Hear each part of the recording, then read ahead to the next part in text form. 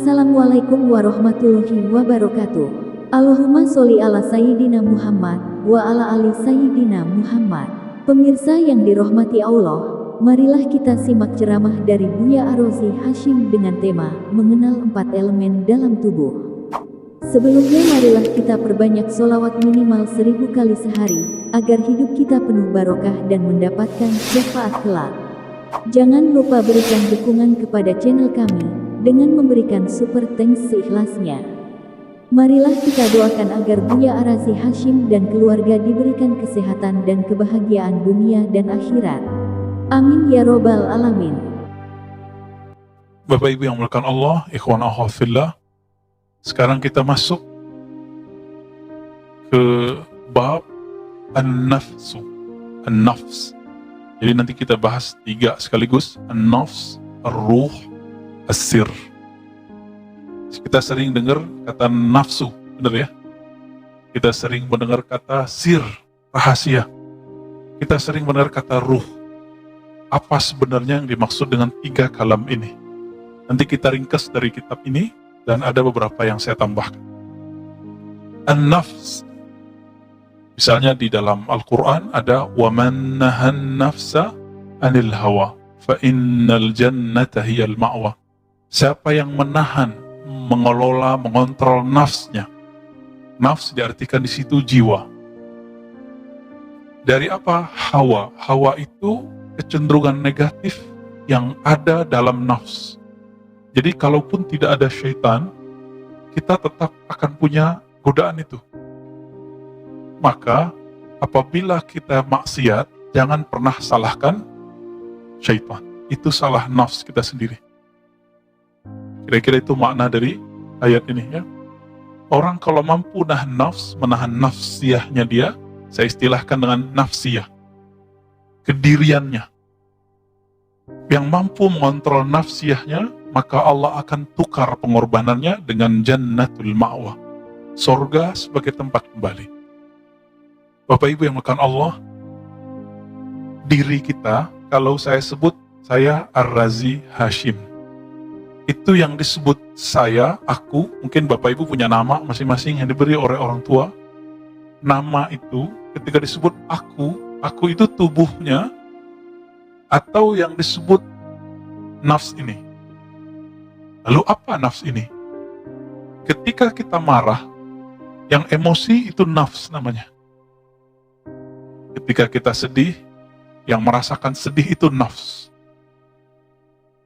Saya sering mencontohkan, kalau orang sedih itu nangis, benar gak?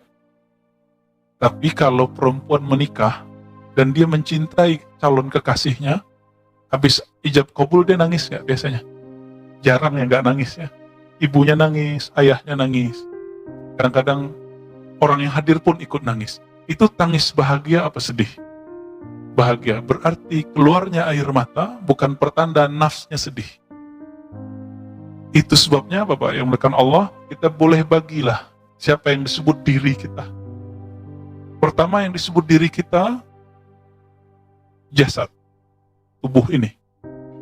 Kalau luka bagian tangan, kita sebut tanganku luka. Benar gak? Kalau wajah kita terlihat buruk atau baik, kita bilang apa? Wajahku. Ya. Kalau perutnya kenyang, bilang perutku kenyang.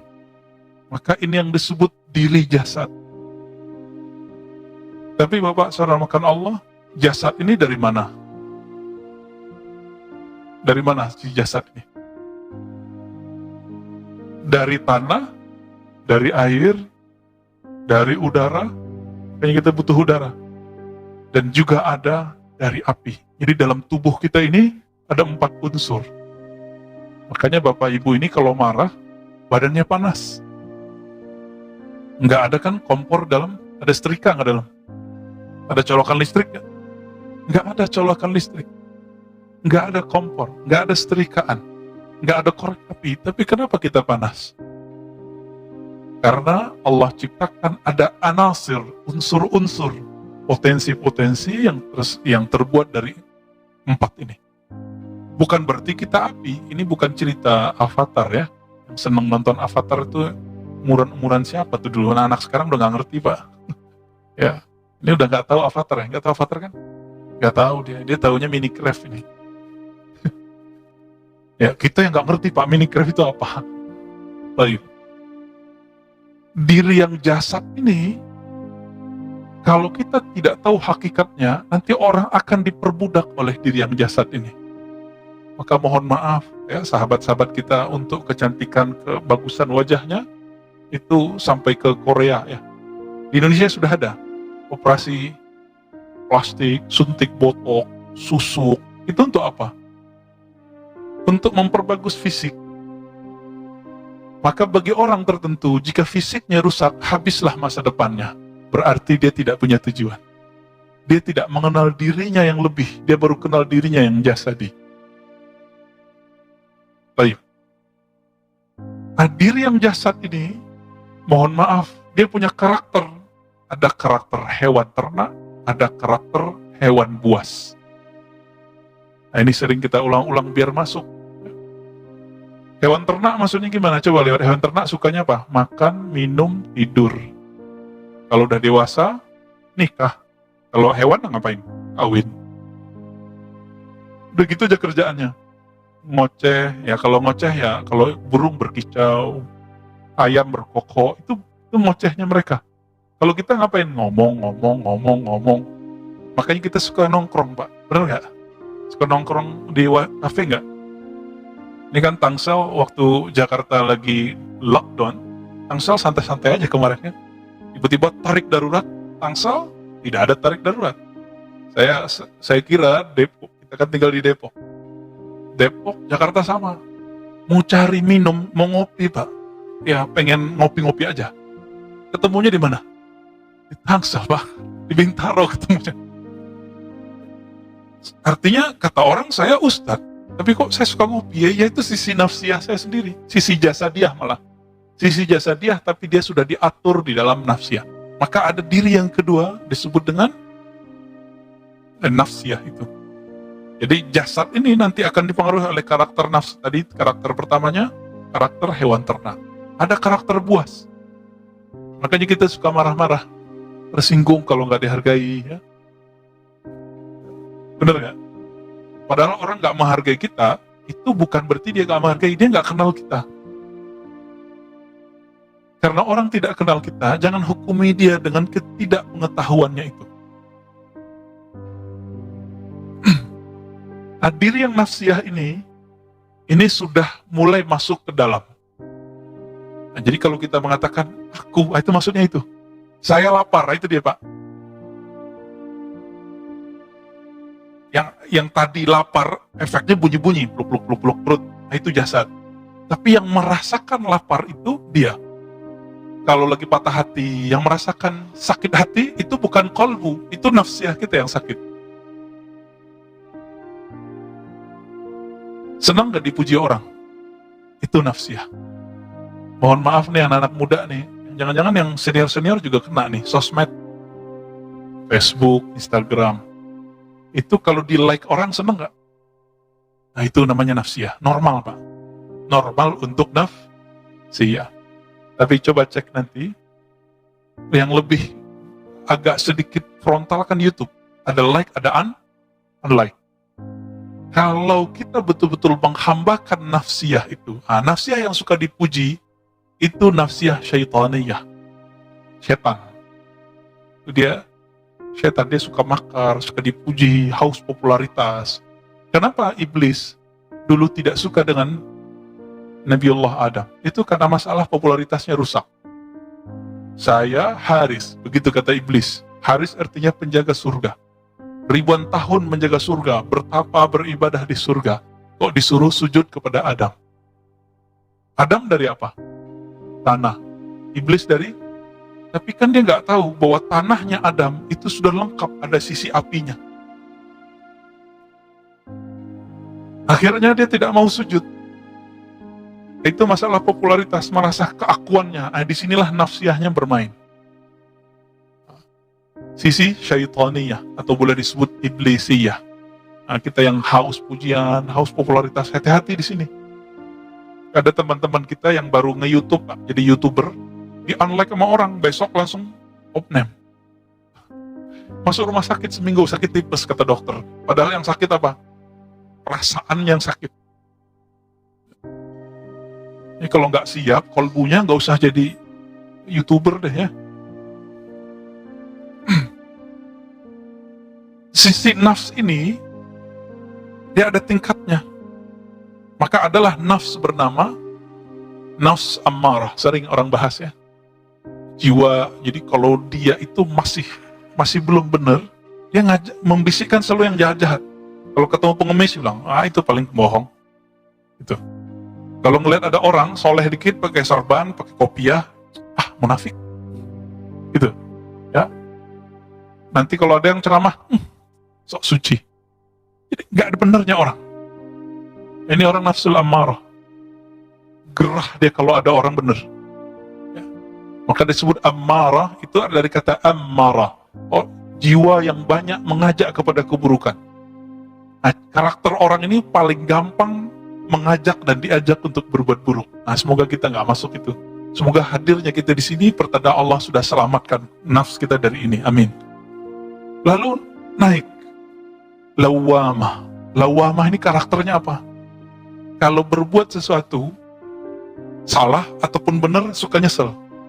Kalau dia buat bagus, dia nyesel kenapa nggak lebih bagus. Kalau buruk, dia nyesel kenapa dia. Nah, maka laki-laki kalau yang jomblo-jomblo itu melakukan satu istimna namanya, onani, mohon maaf. Itu habis selesai itu pasti nyesel, Pak. Penyesalannya itu disebut lawamah. Ya. Kita habis mengharadik orang, itu sudah nyesel, itu lawamah juga tuh. Kalau dia mampu mengkondisikan nafsnya, menjaga nafsnya, bisa mengenal Allah SWT, dia naik lagi, mulhamah. Mulhamah ini dicirikan, taatnya mut-mutan, maksiatnya pun mut-mutan. Ini lagi musim kajian nih, lagi ngaji, ustadznya membahas tentang sholat duha, akhirnya sebulan sholat duha terus, tapi nggak ada perbaikan rezeki.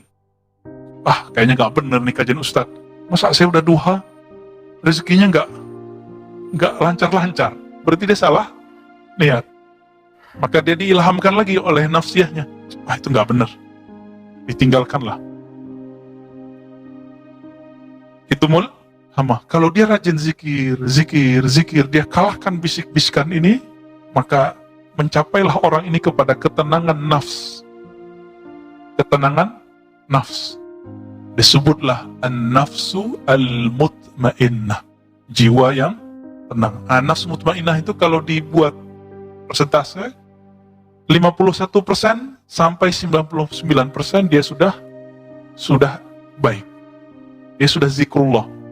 Nah, jadi dapat dipastikan kita rata-rata belum nyampe, Pak. Coba dihitung. Lamaan nonton YouTube atau zikir.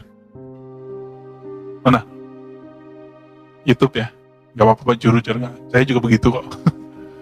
Cuma semenjak ketemu ilmu zikir, ternyata zikir lebih nikmat daripada nonton YouTube. Pak, ini perih. Lalu ada kebosanan. Coba Pak nonton hari ini berita-berita tentang apa yang terjadi di luar. Panas, benar nggak? Betul-betul nggak nyaman. Satu punya versi A, satu lagi punya versi B. Dua-duanya punya fakta yang kita bingung. Udahlah Pak, saran saya beberapa waktu ini jangan banyak nonton dulu deh. Jangan nonton berita dulu, udah banyakin zikir dulu, minta petunjuk ya Allah. Tolong selamatkan negeri ini. Gitu aja doa kita. Khawatir nggak Pak? Harus khawatir. Untuk itu kita harus doa. Kalau di dalam hati kita ada sedikit rasa sayang kepada umat, mau siapapun mereka, kepada semua manusia, insya Allah sudah ada nur kekasih Allah dalam kalbu kita. Ya, untuk itu mari kita baca Al-Fatihah untuk kebaikan kemaslahatan negeri ini. Al-Hazinniyah wali maslahati hadil ummah khasatan baladina Indonesia wali ahliha. Al-Fatihah. A'udzu billahi minasyaitonir rajim. Alhamdulillah rabbil alamin. Ya nasta'in. Shiratal ladzina waladdallin. Amin. Allahumma bi barakatil Fatihah fadfa 'anna al-bala' wal waba' wal fahsya' wal munkar wa'alif bainana wa baina qulubil mu'minin. Ya Allah, dengan berkah Fatihah, buka pintu rahmat-Mu ya Allah, tutup pintu keburukan ya Allah. islahkan, perbaiki, damaikan, tentramkan hati kami, hati sesama orang-orang beriman, sesama orang-orang yang menyembah Engkau ya Allah. Amin ya rabbal alamin. Baru agak lega Pak.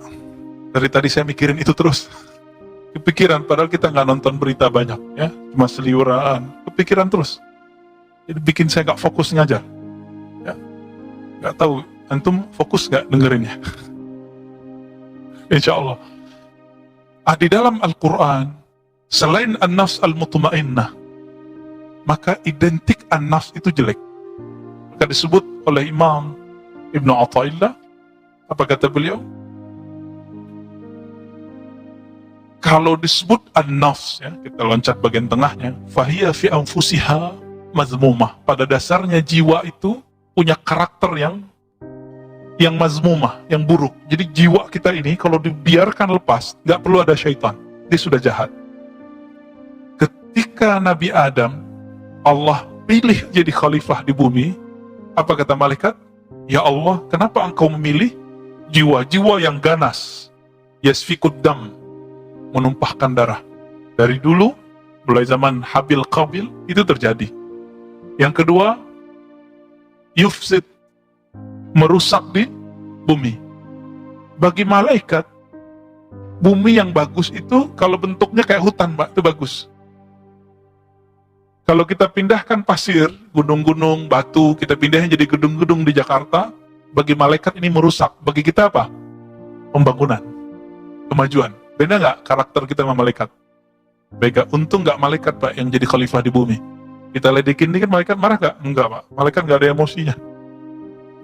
Untung kita Pak. Coba, kita nggak punya sayap. Malaikat punya sayap.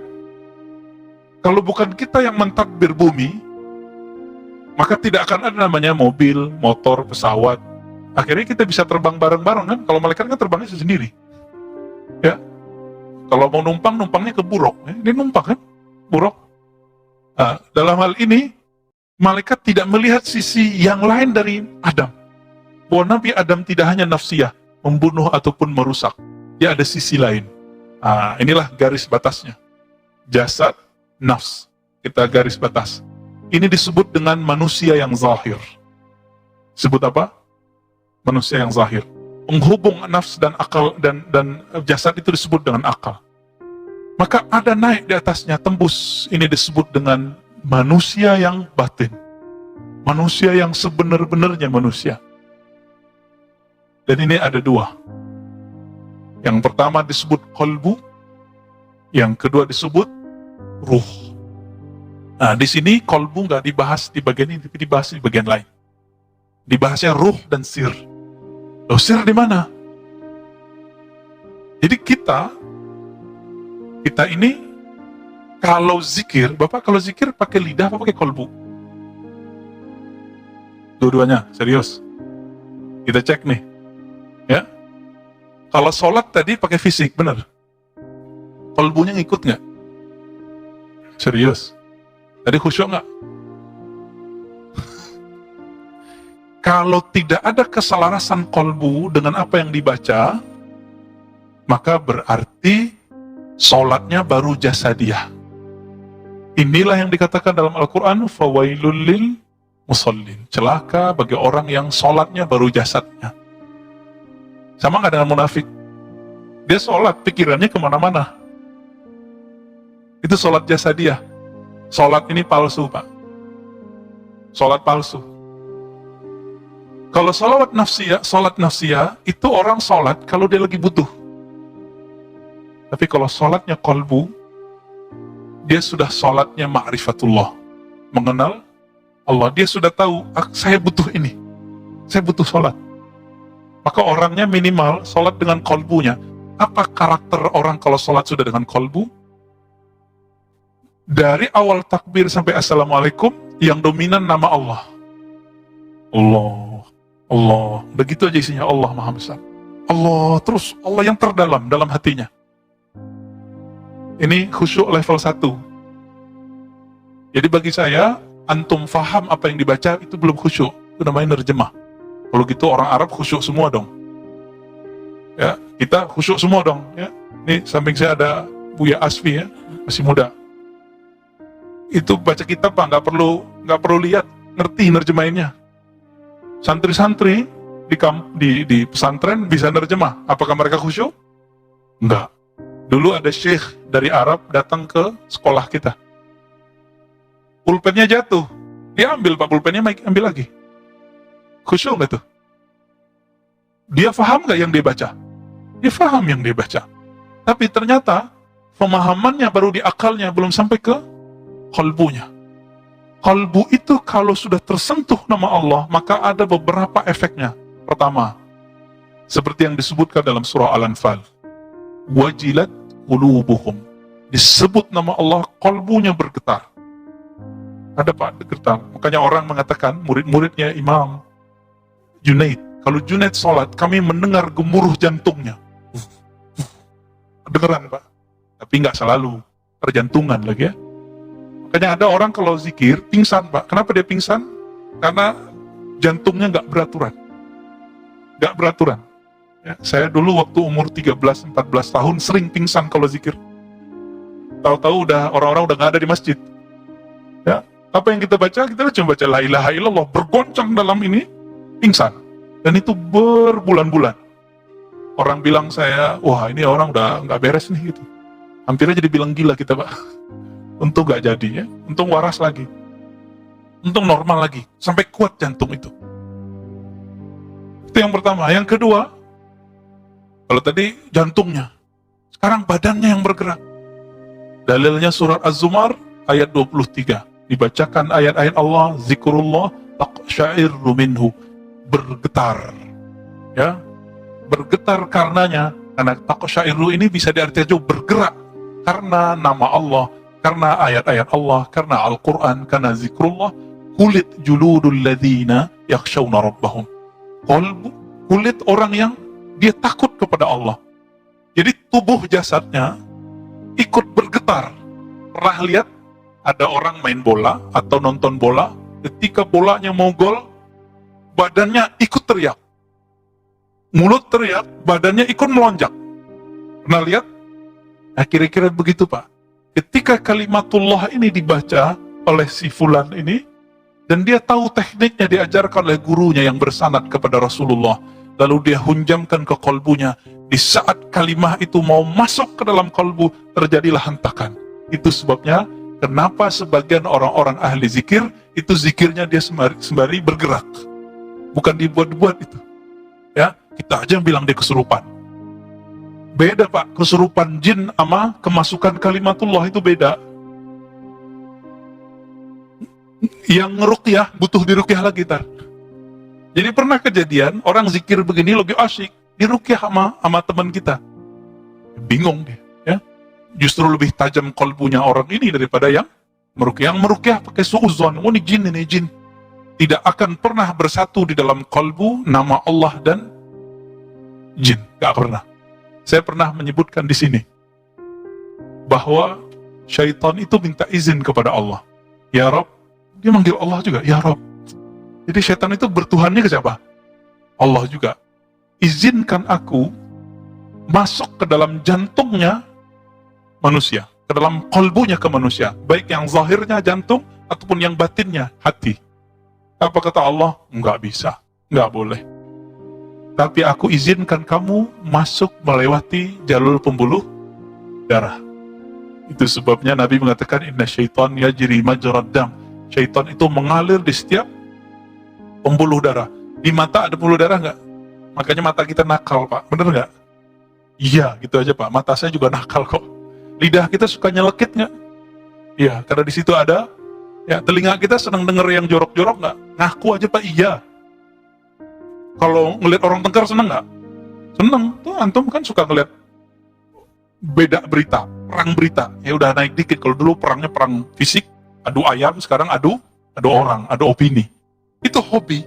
Nah, orang-orang yang jualan berita itu, mereka level pertengkarannya udah sampai di perang akliyah, bukan fisik lagi. Nafsiyahnya yang bermain itu. Dan mereka makan dari situ Pak, dari ngadu domba orang itu, menyebar hoax, menyebar opini-opini yang tidak sahih. Ya, na'udzubillah min dzalik. Si kolbu ini puncaknya ketika dia bersatu kalimah itu dengan namanya. Jadi kalau nama Allah, kolbu itu dia nggak mau diisi dunia apa nggak mau. Dia nggak bisa diisi lawan jenis, nggak bisa diisi mobil. Kekecilan mobil itu. Di kolbu kita kekecilan dia. Karena kolbu itu luasnya bukan main. Dia nggak bisa diisi rumah. Maka antum kalau beli rumah yang bagus, habis itu dia minta lagi. Siapa yang minta? Nafs. Sama kolbu ya, kolbu nggak puas. Bukan ini yang aku cari. Orang kalau sudah mencapai suatu gelar, dia nggak puas. Dia pengen gelar lagi, pengen gelar lagi. Begitulah terus. Kenapa? Kolbu kita terluas. Maka yang meminta-minta nanti nafs. Si kolbu kesepian. Kolbu yang tidak mendapatkan asupan asma Allah yang husna itu, nama Allah yang indah, maka kolbunya akan kekurangan gizi. Disinilah seseorang kalau tidak berzikir dengan kolbunya, dia tidak merasakan puncak. Yang ketiga, itmi'nanul qulub, ketenangan kolbu. Apa bedanya nafs mutmainnah dengan kolbu yang damai? Nafs yang tenang itu hanya dapat dicapai dengan kolbu yang berzikir. Jadi nggak, mohon maaf, kalau banyak orang tanya, Ustadz gimana cara menundukkan syahwat? Nggak ada doanya. Dan banyak orang, Ustadz kasih dong saya zikir menundukkan syahwat. Nggak ada. Nggak ada zikir menundukkan syahwat. Zikir-zikir itu bukan untuk nafs. Zikir itu untuk melawan syaitan di kolbu. Jadi kolbu kita setiap kali lepas dari zikrullah, maka belalainya syaitan masuk ke dalam. Berarti zikir hanya untuk melawan nafs, urus sendiri. Latih puasa, latih bangun malam, latih tidak banyak ngomong, latih sendiri. Jangan salahin setan kalau maksiat. Ya. Kalau kita berpikir yang jorok, itu bisikannya emang dari syaitan. Tapi nanti yang eksekutornya siapa? Nafs kita. Selalu itu. Maka Bapak Ibu yang bukan Allah, kalau sudah paham nih, jadi ada diri yang disebut dirinya kolbu. Kolbu boleh dirasakan sentralnya jiwa, sentralnya manusia. Sentralnya ini dia cuma diisi dengan nama Allah. Nama Allah, sifat Allah, nggak lebih. Dia nggak mau apa-apa.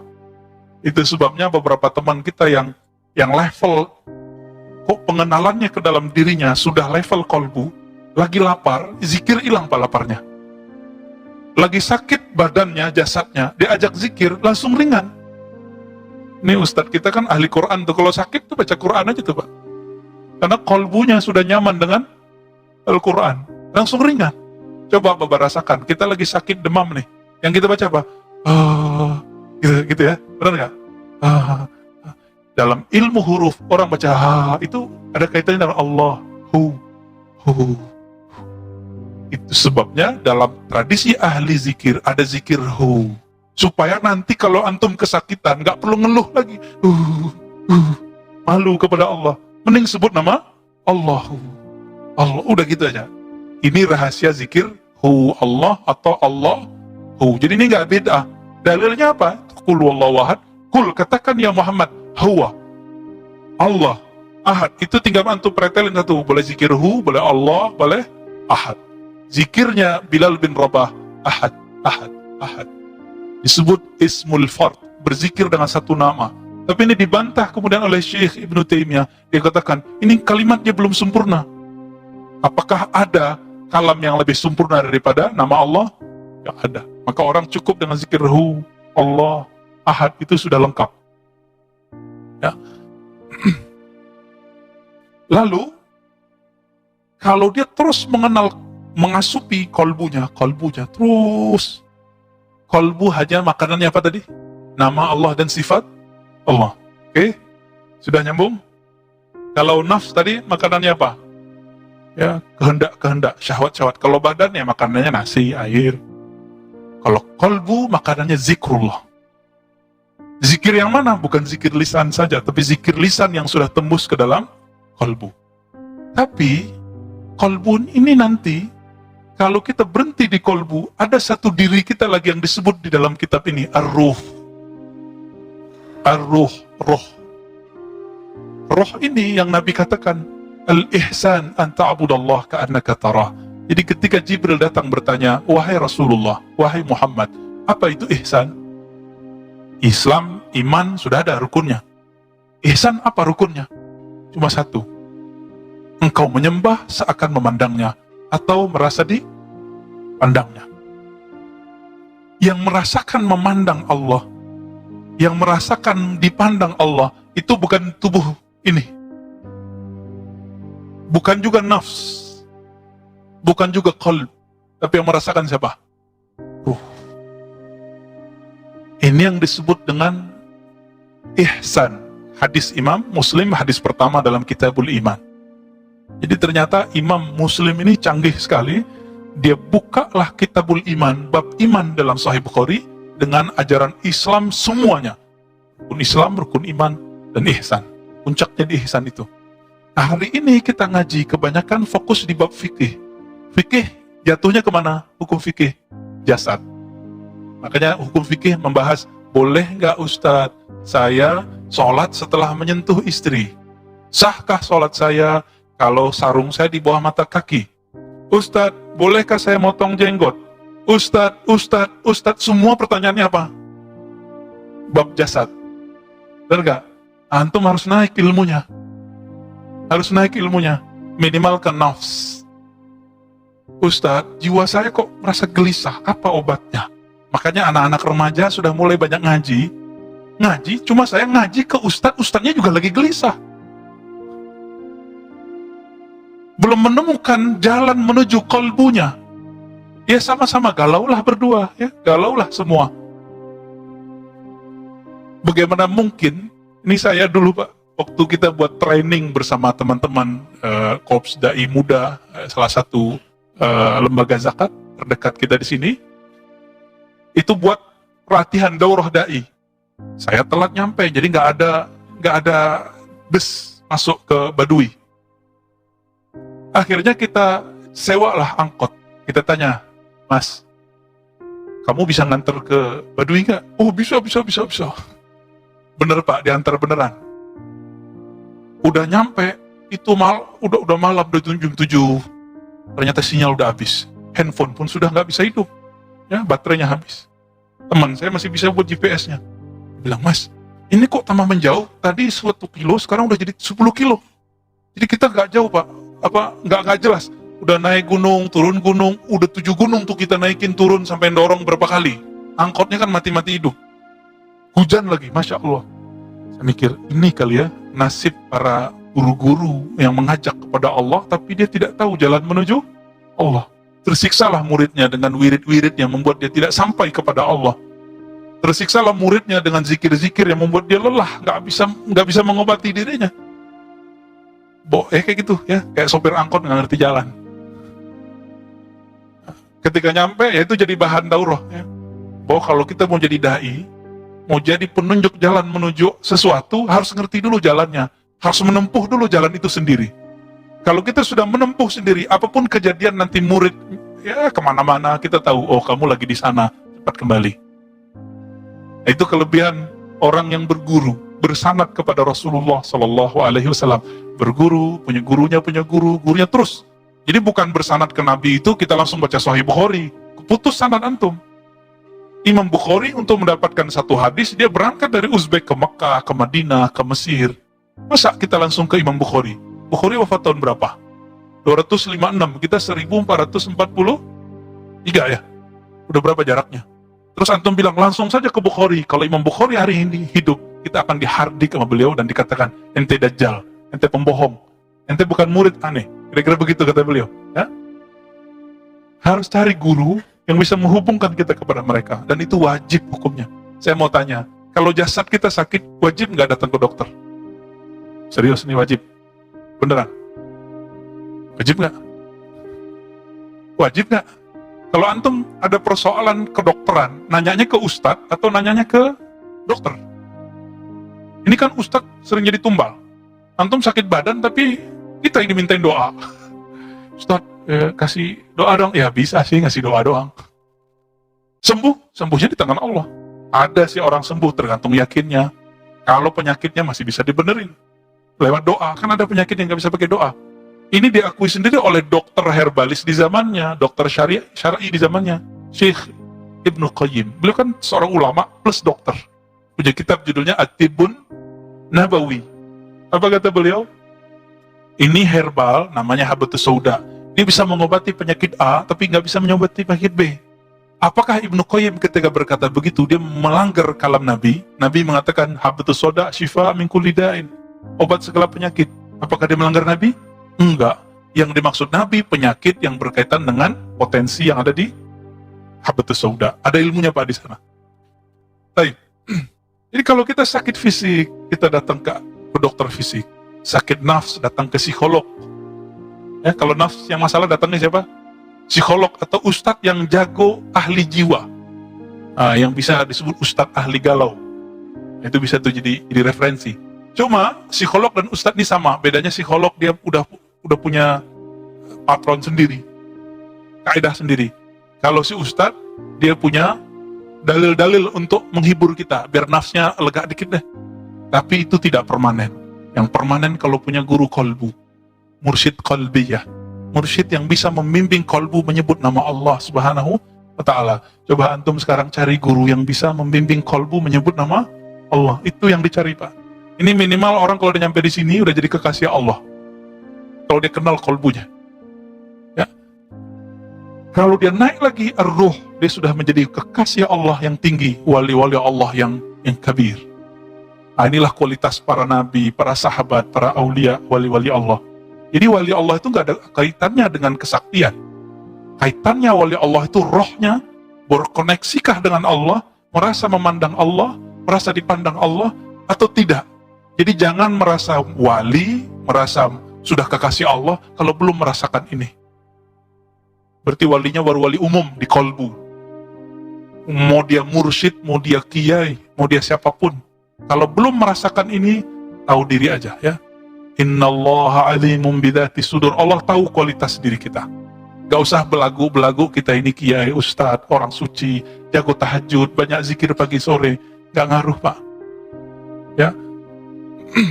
Inilah yang dikatakan oleh Imam Mu'taillah dari gurunya Al-Mursi, kemudian dari kakek gurunya Al-Imam Abul Hasan Syazili. Apa kata beliau? Gurumu bukan yang banyak ngasih wirid, ngasih zikir, enggak. Gurumu kalau ngasih wirid, kolbumu rehat. Gurumu kalau menjelaskan sesuatu, bukan jelimet, tapi langsung engkau faham. Itu kata siapa? Imam Syazili. Guru dari pengarang kitab Ibnu Athaillah Sakan dari ya Al-Hikam. Yang sering kita pakai sekali sebulan di sini ya. Disebutkan di sini Bapak Sarmakan Allah, apa itu ruh ya? Ruh itu inti dari hayat kita. Kalau bahasa lugasnya, ruh itulah hembusan Allah dalam diri. Kalau Allah disebut nih, Allah menghembuskan nafasnya ke dalam diri janin kita waktu kita dalam perut ibu, jadilah kita ini hidup. Roh ini tidak laki, tidak perempuan. Dan dia cuma pengen satu. Alastu bi rabbikum qalu bala syahidna. Yang dia mau cuma satu, memandang Allah, gak lebih.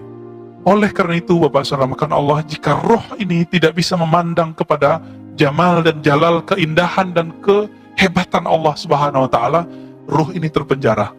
Inilah makna hadis Nabi, ad-dunya sijinul mu'min. Dunia itu adalah sijin. Apa arti sijin? Penjara bagi orang yang mukmin. Ini dia, terpenjara dia. Dia ngerasa nggak nyaman. Maka Bapak yang melakukan Allah, apa yang harus kita lakukan untuk mencapai ma'rifatul ruh ini? Ternyata Allah udah kasih kunci, tapi kuncinya hanya membuka sedikit pintu. Yas'alunaka anir ruh. Mereka orang-orang Yahudi suka ngetes kamu, wahai Muhammad. Mengenai apa? Pertanyaan roh. Karena ilmu itu sempat dibagikan sedikit ke Bani Israel. Maka orang-orang Bani Israel ini, orang-orang Yahudi, ingin ngetes Nabi Muhammad. Jika benar mereka masuk Islam. Jika tidak, mereka nggak masuk Islam. Ada yang ngetesnya serius, ada yang ngetesnya cuma coba-coba. Akhirnya turunlah ayat ini. Kulir ruh min amri rabbi. Roh itu adalah amri rabbi. Adalah perintah Rabbku. Nah, di sini ada sedikit perbedaan ulama. Apakah roh itu dicipta atau tidak? Nah, di ujung kalimat di sini, wal arwah makhluqatun.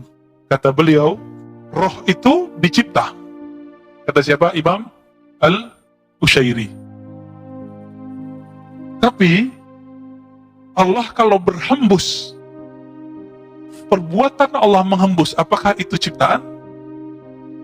Enggak. Maka kita bagi dua. Ketika roh itu dihembuskan pertama kali oleh Allah SWT, dia bukan ciptaan, dia azali. Allah yang disebut qadim. Apa arti qadim? Tidak pernah tidak ada, selalu ada, tidak berawal. Kalau azali itu waktu sebelum waktu. Nih waktu kita hitung aja nih mundur berapa miliaran, mungkin triliunan tahun. Sebelum itu Allah memprakondisikan alam, ini disebut dengan alam azali. Disebut apa? Alam azali. Jadi azali beda dengan qadim. Qadim sifat Allah Subhanahu wa taala.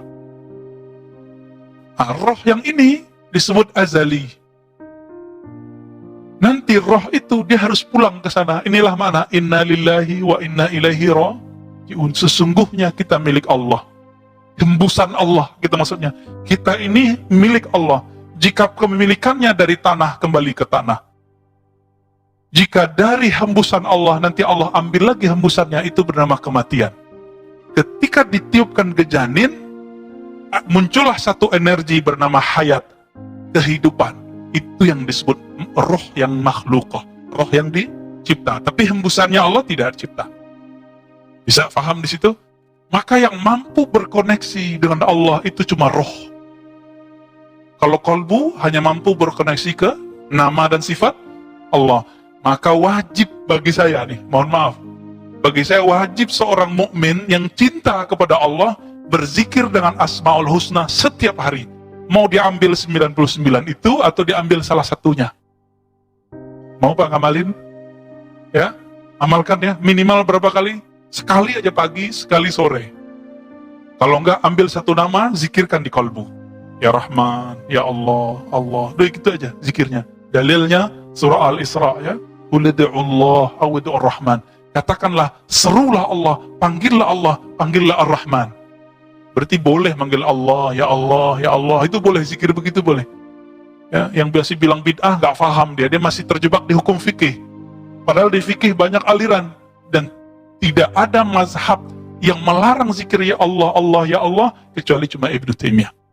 Ya, nah, itu jadi perdebatan fikih. Secara ilmu kolbu nggak ada perdebatan Pak. Kolbu kita maunya zikrullah itu. Jadi Bapak Ibu yang sudah belajar zikir di luar sana, zikir kolbu, silakan dipertahankan itu. Ya, jangan dibuang-buang lagi itu. Itu bekal kita nanti ke akhirat. Ketika orang nanti berpisah rohnya dengan badan, nanti malaikat itu akan bersikap lembut atau keras, tergantung di kolbunya ada rahasia nggak dari ruh. Jadi roh ini ketika memandang Allah Subhanahu wa taala, maka muncullah sir, rahasia-rahasia. Rahasia itu diterjemahkan oleh kolbu. Nah, nanti malaikat ngelihat itu Pak, di kolbunya ada nggak rahasia itu? Tapi nggak semua malaikat tahu, malaikat maut tahu. Makanya malaikat maut kalau mau mencabut nyawa kekasih Allah, itu dilihat, ya, dia maunya kayak gimana. Jadi semaunya wali Allah itu. Jadi jangan heran kalau kekasih-kekasih Allah ini sebelum dia wafat Allah kasih tahu kapan dia wafat. Percaya nggak? Saya udah punya guru banyak Pak. Hampir setiap guru yang ahli kolbu ini Allah kasih tahu dia kapan dia meninggal. Hampir semua yang ahli kolbu, yang ahli fikih jarang. Toto meninggal mendadak. Apalagi yang suka beda-bedain orang. Toto mati aja Pak. Ya. Tapi kalau yang ahli kolbu ini, dia kekasih Allah. Allah kan lihat. Innallah yanzuru ila qulubikum. Yang Allah pandang bukan saya pakai baju ini, pakai jubah begini, jenggot saya begini, enggak. Yang Allah pandang kolbu saya ada nama Allah atau tidak. Yanzuru ila qulubikum. Allah pandang kolbumu. Ada nggak nama Allah di kolbunya tuh? Ya. Rasanya gimana dipandang Allah? Belum tahu ya? Ya karena belum nyobain. Ya. Dipandang kekasih dunia aja kita nggak tahan Pak. Pernah jatuh cinta dengan seseorang, dilihatin sama dia, salah tingkah kita. Apalagi kalau yang mandang kekasihnya sang kekasih, sang maha kekasih Allah SWT. Maka orang kalau dipandang oleh Allah, itu air matanya nggak tahan Pak. Maka kita bersyukur kepada Allah. Kok nggak merasa dipandang setiap hari? Kalau setiap saat kita nggak bisa kerja Pak. Kita nggak sanggup, nggak mau menikah, nggak mau punya anak, nggak mau ngapa-ngapain, maunya cuma berhadap-hadap dengan Allah. wajjahtu wajhiya lilladzi fatara as-samawati wal ard. Kira-kira itu kajian kita malam ini. Sebenarnya masih banyak tentang ar-ruh ini. Ini lautan tak bertepi. Kajian ruh, lautan yang tak bertepi. Nah, ini baru muqaddimah kajian ruh. Semoga ke depan Allah izinkan kita membedah lagi kajian tentang ruh. Semakin kenal diri, semakin kenal Allah Subhanahu wa taala. Kita mohon ampun kepada Allah dari semua dosa zahir dan batin. Semoga Allah menjadikan kita hamba yang arifin, yang mengenal dirinya, mengenal ilahnya. Amin ya rabbal alamin. Rabbana atina fid dunya hasanah wa fil akhirati hasanah wa qina adzabannar. Subhanakallahumma wa bihamdika asyhadu an la ilaha illa anta astaghfiruka wa atubu ilaik. Assalamualaikum.